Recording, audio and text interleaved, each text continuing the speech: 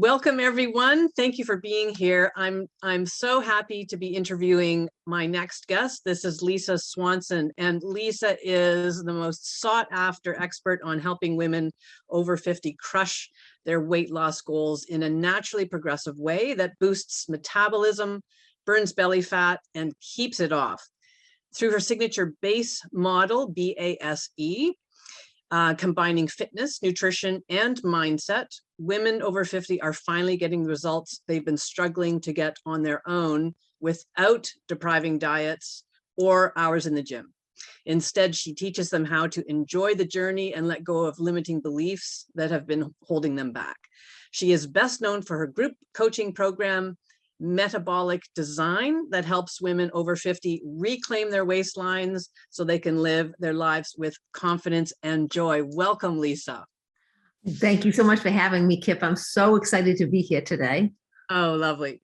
Well, Lisa, you describe yourself as a body and soul coach, and I love that. Could you tell us a little bit more about that? Why body and soul? Well, interesting story. I started, I'll try to limit what I say here because I've been in the fitness industry for over 35 years now. And, started out as a trainer. And as a trainer, you focus on the physical part of the body and learning the anatomy and the kinesiology. And it's awesome to learn how much control we actually do have over our body and what we can create. And then as you go on, I said, I got to learn a little bit more about nutrition, and then got educated in that and certified as a nutritionist and brought the nutrition into it. So it's like, okay, you get the fitness and nutrition together. This is great. But now realizing the third part was really working on the mindset and that mind-body connection, which I think really does get into your soul. And that was the missing piece. And I didn't realize that until, I knew something was missing. I'll put it that way. I knew something was missing. And it was on my 50th birthday that I really felt it. I could tell, like I was getting good results with clients, but I could still see struggles, still like hearing complaints that I had and other women had, just like feeling a little invisible, doctors not recognizing what we were going through, just sort of dismissing us. Yeah, well, you're older now, just accept it. I was like, no, it shouldn't be this way. And even looking into not having to accept what's happening with our bodies physically, but I remember feeling I was so overworked. I had 3 different studios I was running. I was very disconnected to my own intuition and my own spirituality. And I remember I turned 50 literally that day. I went for the longest walk and just started soul searching and going, well, who am I? Just me without everything else. And what's going on in my life? And what is my connection? What is my intuition? I had all these questions. And I actually came up with, I'm like, I really need to connect body, mind, and soul. I really got to bring this together. And I said, that's what I want to create. And over the next couple of years, I systematically sold all my studios. I had 3 studios I was running. I sold all my studios and started building body and soul connection.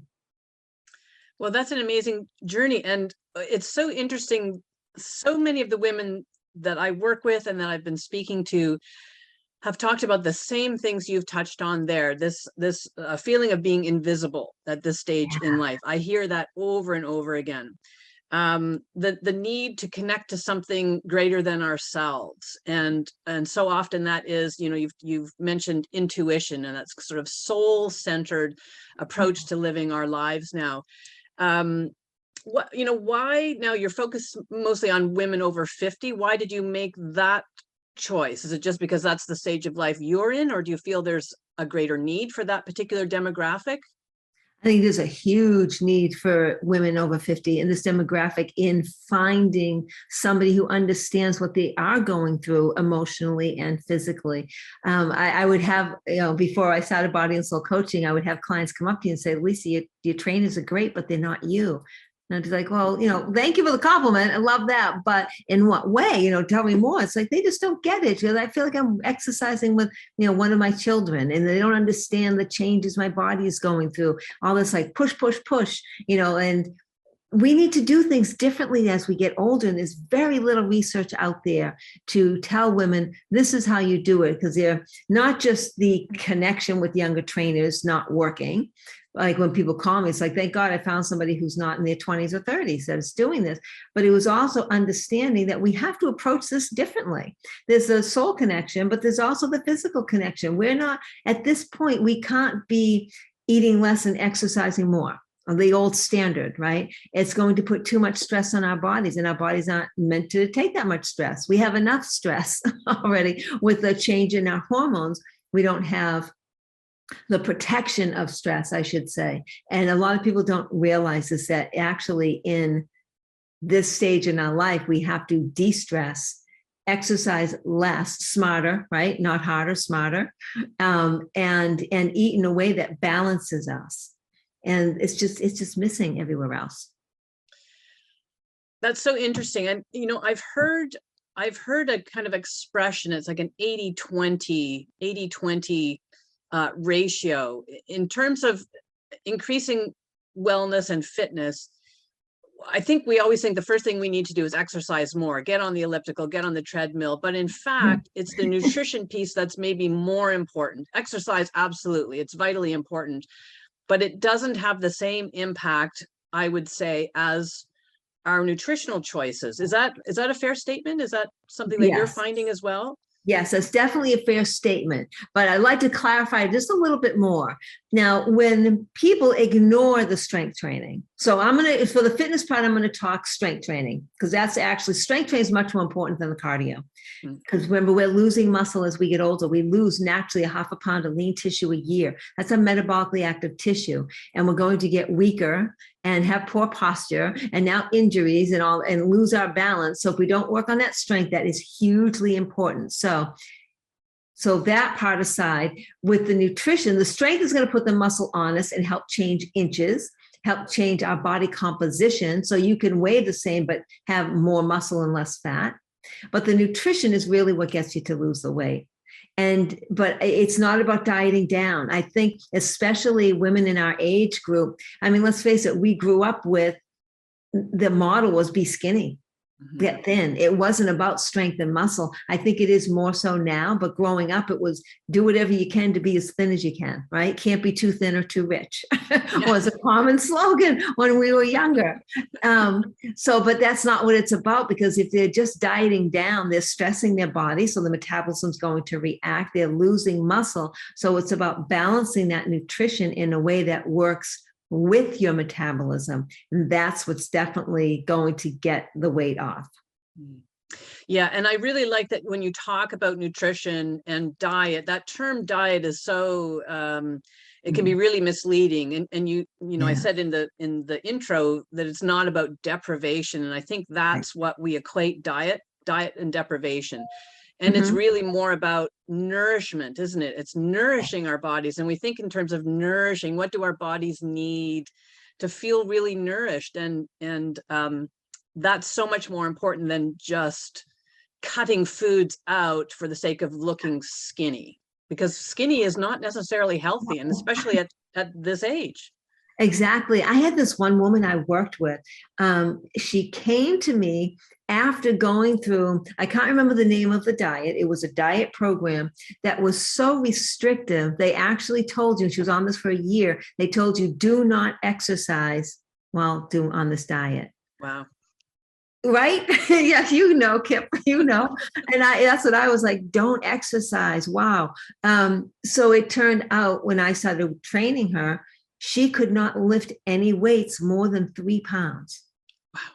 So imagine, even for a bicep curl, not being able to lift more than 3 pounds. What's that going to do to your activities of daily living? You go to the grocery store, you fall down, you have to pick yourself back up.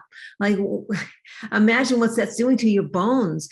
All of this, it's just like, no, you've got to feed your body so that it can stay strong. And right, I love what you said about you have to nourish yourself. When I hear nourishment, it's not just about your macros and your micronutrients. It's all about nourishing your mind as well. You need to be able to go out and enjoy a meal with friends. And like, people say, can I go out to eat? It's like, yes, because you got to live your life. You need to be able to go out to eat. I'm not saying go out to eat and have a feast 5 days a week. That's not going to work. You know, we all know that. But you need to be able to fit this in a way that makes you feel like you said, nourished, makes you feel taken care of, makes you feel like you've had a little bit of an indulgence, because we're here to enjoy our life. And I think if we haven't learned anything over the past 50 some odd years, it's that we're here to enjoy this life.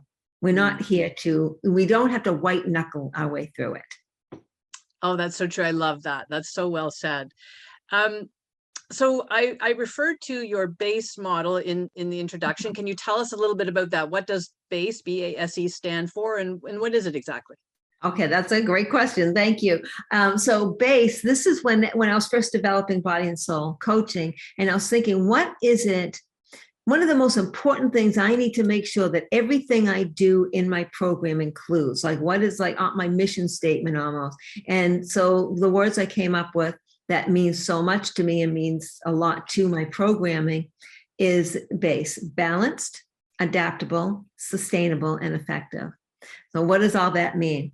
Balanced means that I'm going to work in a way with your nutrition to make sure it's balanced, because if you balance your nutrition, you balance your hormones, you balance your hormones, you balance your metabolism, you balance that, you're going to lose weight. And it's also about finding balance in life. Time on, time off, right? Well, I said you're dieting, for lack of a better word, but you're watching your nutrition, but you're also having some indulgences. You're working out, but you're also resting. Like, what is, I really think that balance in our life is a hugely important.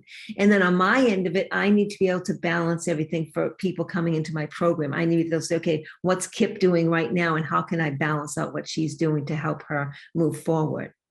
The adaptable part is we need to learn how to adapt all the time to what's going on. Because when I'm teaching somebody how to eat in a way that works for their body, I always tell them, this is working for your body where you are now. 10 years from now, it's going to be a different body. And you need to learn how to adapt as you go on and as you grow. I don't want people coming back to me, 5 years from now and saying, I got to do this all over again.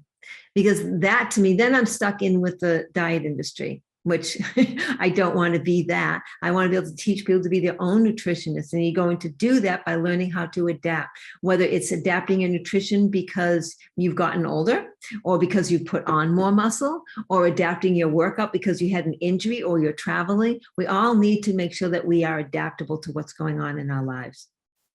Sustainable is that whatever you're doing must be sustainable, something you can do long-term. If I'm giving somebody a workout to do, it's going to take them an hour and a half. How likely are they to follow through with that? They're not. I wouldn't. Or if they're going on, like guys tell me keto diet, because I want to do keto diet. It's like, okay, you realize that's like, 5% carbohydrates. Is that something you can live with? And if they can live with that, I'm not a believer in it, but they can live with that, then go ahead and do that. But if it's not something you can sustain, then don't go there, because what are you going to do when it's done? You're going to go back to what you were doing before. So it must be sustainable. Whatever I'm giving people to do has to be sustainable, and it has to be effective. And by effective, it means not only do you lose the weight, you keep it off. And I believe a lot of that comes through with our mindset, because we can't follow through with the nutrition and the workouts if in our minds we don't believe it's possible, or in our minds we have an identity that we are unfit and out of shape. Like, we really have to make lots of shifts in order to make all of this effective. So many points of I know there's so many things in that. You should see me trying to whittle that down to 4 words. Well done. You did a really good job of that. And you're speaking my language. That I think the idea with diets that is so problematic is that it is a temporary mindset. I'm gonna go in this diet to lose the weight so I can look great in this dress for this function, or this event, or bathing suit season, or whatever it is. And then what happens is we go back to the old way of eating. And so it's just, that's where this, yo-yo dieting comes in. It's frustrating. I think many women that talk to me about it, that say they put on the weight and then some. So it almost takes them in the wrong direction. It's a temporary thing, but ultimately they end up losing more. And I've certainly noticed my body has changed. I've always loved training. I've been an athlete my whole life, and I love doing work in the gym, but my body doesn't respond the way it used to. If I spend the same amount of time and the same level of intensity, I do not get the same outcome. I don't build muscle the same way. So what is it that's going on in our bodies now that causes that? And how do you get women to just to embrace that as well? It's, you know, because I've been in resistance to that for a while. I felt like, why am I not getting the results? And so I think the mindset piece is just accepting this is a different stage of life. Mhm. It doesn't mean it's declined. It's just a beautiful change that's going on. So Right. what can you share about that? Right. Oh, okay. There's a lot in there. Let's see. So first off, where do I want to start? I think, well, when you're looking at my body's not responding the same. No, because it is a different body. It's changing all the time. We don't have the estrogen that we used to have, right? So estrogen actually was protecting us from cortisol all these years. So that's why we're now getting belly fat. People say, wait a minute, I never gained in my belly before. I gained in my hips and thighs. I'm used to that, but not in my belly. And it's like, well, cortisol puts the fat in your belly. It's the stress hormone, one of the stress hormones. And because we don't have estrogen protected us from that, we don't have the same amount of estrogen. So we need to lower our stress. So not just stress in I have a busy day and work is crazy and I have these family things going on. There's that type of stress, but dieting is a stress on your body. Working out is a stress on your body. So we can't keep working out and putting that stress on our body and working out the same amount of time, because now cortisol level is rising up. So when I'm working with my clients, I'm teaching them shorter workouts, longer rest periods in between, and doing things like walking, things that are going to keep that metabolism going without raising this stress. I said, I don't care if you do cardio. Well, for your heart, I shouldn't say I don't care. For your heart muscle, that's a muscle too. And we want to be cardiovascularly strong, and it feels good to do cardio, right? So do it, but don't do it 6 days a week, not doing it for an hour on the treadmill. It's like, maybe do a couple of cardios, but then go for a nice long walk. Do some strength training, get in there, work them hard, get out, rest, go for a walk, relax, go out with friends, enjoy yourself, get a good night's sleep. So all of those things are necessary in order for us to put the muscle on. Because just think about it, when it takes us longer to repair, we can't go working the muscle too soon because it hasn't finished repairing. So in that way, actually, I think we're kind of lucky. We can work out less and get better results. Okay, that's very helpful. I'm just wondering if you could speak a little bit about how our relationship to our bodies connects to our sense of self-confidence. And you've written about helping women reclaim their waistlines. Yeah. What is that about? What does that mean, and how does that translate into feeling more self-confident? And having a better relationship with our bodies? Okay, so that's a great question. I think the reclaiming waistlines, because that's what most people come to me looking for. It's like, I've got to lose this belly fat, and my waist never looked like this before. So they've got this person that they believe they are on the inside, and they look at their body and they say, that's not me. I don't recognize myself in the mirror. I want to see me again. So there is that physical part that we want to be working with. But in order to get there, we also need to make a little bit of shifts and build up our confidence. People say, well, if I were leaner and fitter, I'd feel more confident. But I'm saying you need to feel more confident and love yourself in order to get there. All right, you're going to switch this around a little bit. So we work a lot with just like in a coaching call we had recently, it was a great call. And we talked a lot about self-identity. It's like, well, who are you and who do you want to be? And they're like, well, I want to be really fit and lean, that person who, walks into a room and feels great. And it's like, all right, now how does that feel in your body? It's like, well, I feel exhilarated. I feel confident. I feel energized. And it's like, all right, so I want you to connect to that energy and start living that energy. What do you need to do in order to feel that?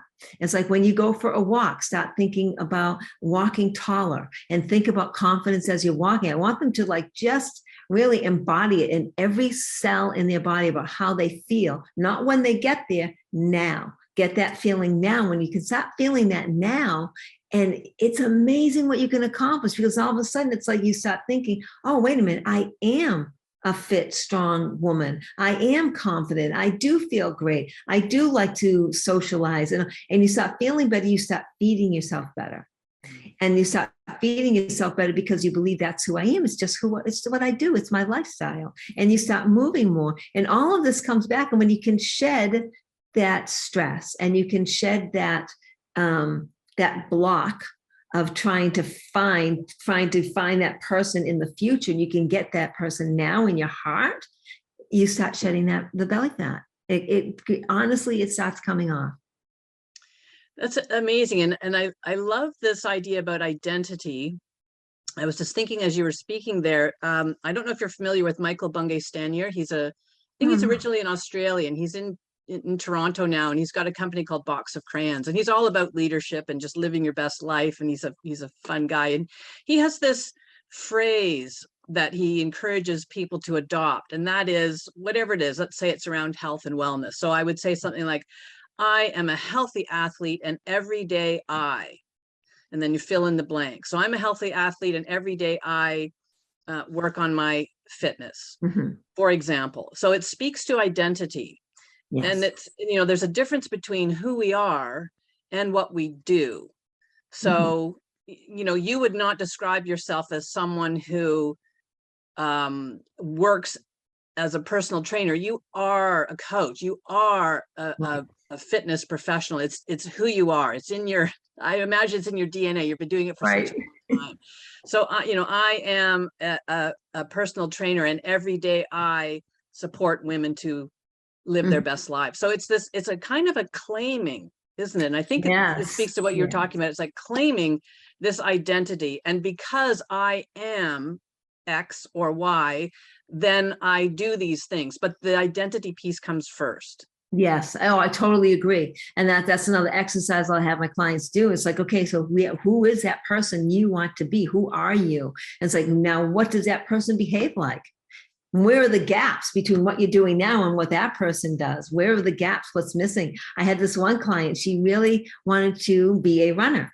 And she started saying, I am a runner. I am a runner. So if I'm a runner, then I have my running clothes ready to go in the morning. A runner would have that done. A runner wouldn't let some drizzle and rain stop her from running.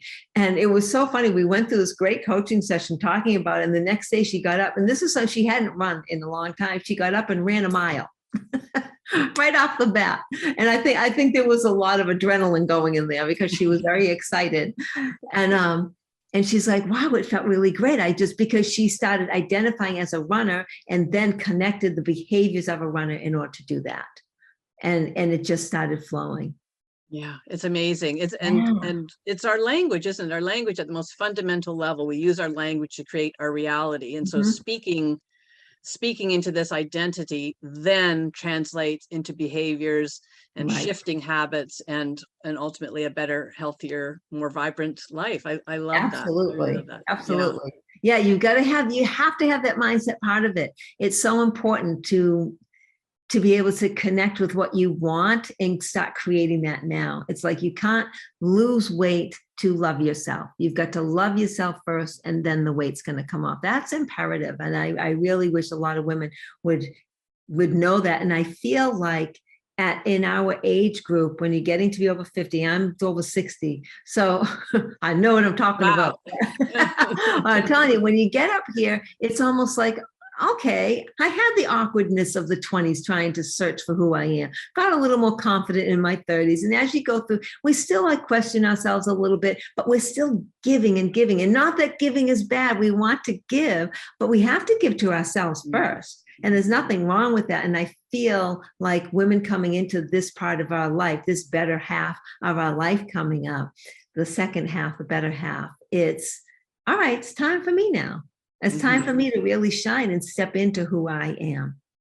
Oh, that's so beautiful and fits so perfectly with the wild and wise theme of this masterclass. Yeah, and it's interesting that when you turned 50, that was a demarcation for you where you had to look at now who am I now? And so I suppose this could be an invitation for our viewers to, if you're in a place that you're not completely comfortable, taking the time to ask that question, who am I? Who do I want to become? Or who am I underneath that has been buried by years of supporting others and looking after others? Because I think you're right that we have prioritized other people And now it's time for ourselves. And that's not a selfish thing, as you say. It's actually a beautiful thing, because if we're feeling healthy and strong and in a good place, we'll be better able to serve others. Oh, absolutely. Right. Put your own oxygen mask on first, as they say. It's so important. I can remember also when I was doing that, maybe an exercise that viewers would want to do is take some time, like get some free space where you're not going to be interrupted by anybody, and get yourself grounded. I like to meditate. In the beginning, I'll tell you, I couldn't even meditate. I could only do moving meditations because I couldn't sit still, which told me, okay, that's important. I need to learn how to sit still. But it takes some time to just be quiet and ask, who am I? Without your partner, without your children, without your business, without anything else, just you alone. Who are you? It's a really interesting question to ask yourself. It is. It's a simple question. You would think you could answer it straight away, but actually not that easy. And I think you're right. It takes a bit of time. You may need to sit with the question for a while and then the answers do arise, don't they? They arise within us. And not from, as you say, not from anyone outside us, but from within. So yeah, absolutely. I think when you ground yourself, when you're meditating or you ground yourself, whatever meditation is for you, if it's sitting quietly, if it's going for a walk, a bike ride, whatever it is for you that just helps clear that mind, it opens it up so that you can hear your intuition or your higher self, your higher power, whatever you want to call it. You can hear it when you get yourself quiet, and those answers will come. Just let it flow. Just relax with it. Yeah. Oh, such good advice.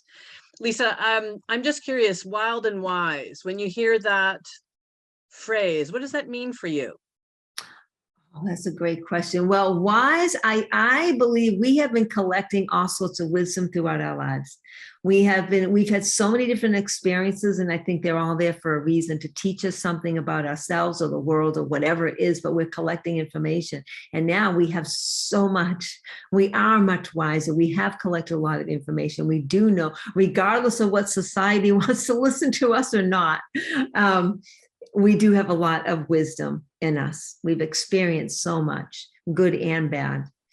Wild, I would say wild is, it's like we're ready to step into our true self, right? It's like, I don't care what you think.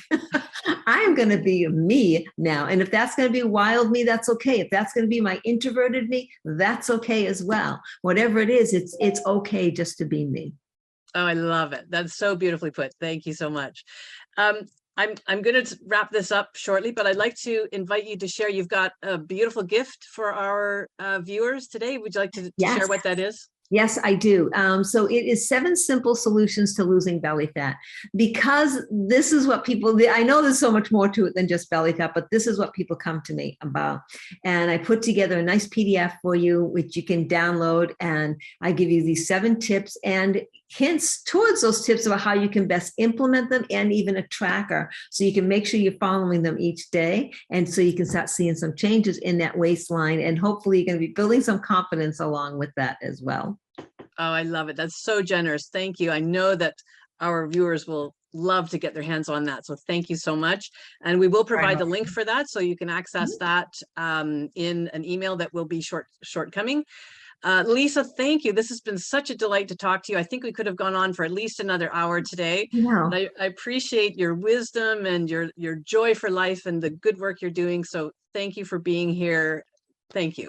Oh, Kip, thank you. Thank you for having me on. This is a great thing you're doing with the Wise and Wild Women. This is it's phenomenal. There's a lot of women over 50 out there that you all should be following. I'm going to be following all of them in this series that you're doing. Oh, fantastic. Thank you so much. All right. Take care.